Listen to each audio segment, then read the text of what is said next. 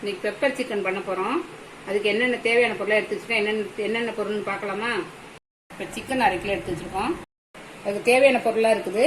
முக்கியமானது மிளகு 2 ஸ்பூனு, சீரகம் 1 ஸ்பூனு, சோம்பு 1 ஸ்பூனு, இஞ்சி பூண்டு பேஸ்ட்டு, கொஞ்சம் கருவேப்பிலை, 2-3 பட்டலை, 1 பச்சை மிளகா, 3 காஞ்ச மிளகா, 4 காஞ்ச மிளகா எடுத்து வச்சுருக்கோம்.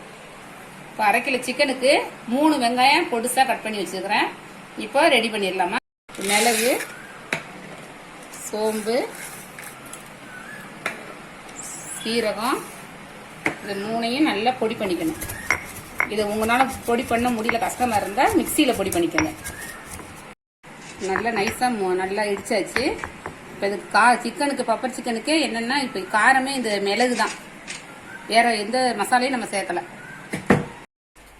இப்போ நல்லா சட்டி காஞ்சிச்சு கடாயே. இப்போ எண்ணெய் ஊற்றிடலாம். கொஞ்சம் இந்த பெப்பர் சிக்கன் கொஞ்சம் அதிகமாக எண்ணெய் ஊற்றலாம்.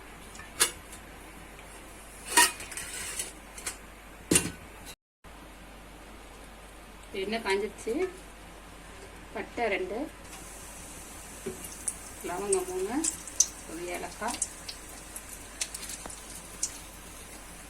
காஞ்ச மிளகா 4,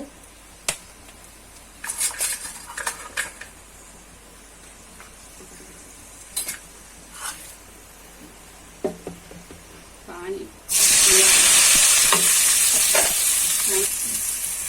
வெங்காயத்தை நம்ம பொன்னிறமா நல்லா வதக்கணும்.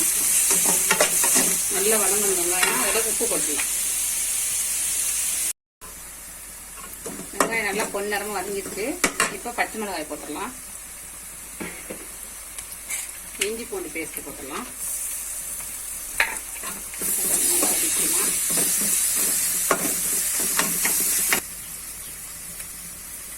இப்போ பெப்பரு போட்டுடலாம். பெப்பர் தூள் போட்டுடலாம்.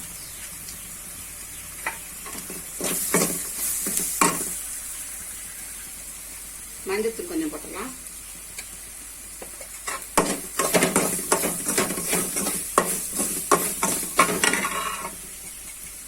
இப்போ சிக்கனை சேர்த்துடலாம். போட்டுடலாம்.